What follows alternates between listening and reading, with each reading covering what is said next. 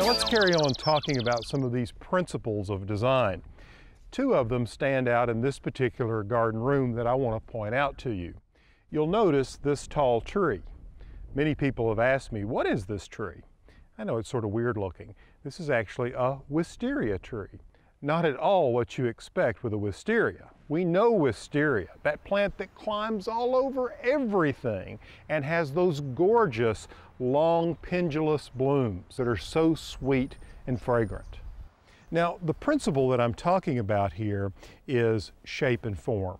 We go from one shape and form, which is that vining form of the wisteria, to this, where we've actually trained the wisteria, a vine, into a tree.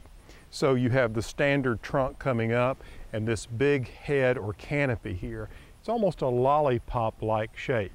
Shape and form is such an important garden principle. We see it everywhere we look in the shape and form of plants, of garden spaces, of buildings. It applies to so many components of the garden. Now take a look at this from above. This was last year when these were all leafed out, and you see a very definite pattern going on here, a rhythm. Another principle of design involves texture, pattern, and rhythm, and you can see this.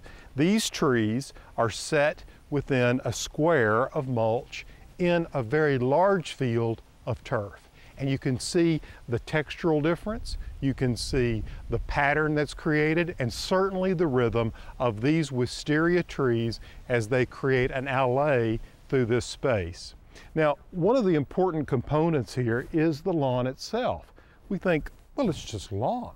But lawn actually plays a very important role in the creation of gardens. It serves as a foil for all of those flowers and trees and shrubs that we all love. Have you ever struggled with the proper way to cut and maintain your lawn? Choosing the right equipment for the job is very important. Equipment expert Michael Ballou was recently at the farm to share a few tips on maintaining your lawn. Mike, this is what we call Daffodil Hill.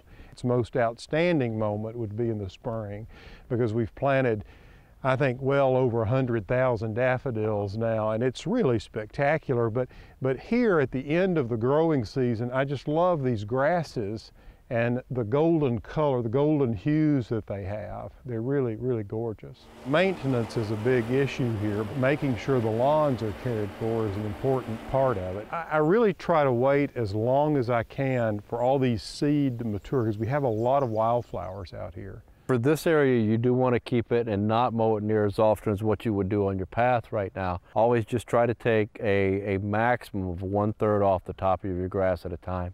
It keeps the stress down on the grass and it keeps it much healthier than taking more. So like with this rough, what I would do is raise the deck up to probably the highest point. Yes. And then come back and lower it 1/3 and then take it down to the next level. Right. No, you're doing perfect. Down in the vegetable garden, we have those long lawns there, and of course there's where we take the push mower and I mow that, 12 months out of the year.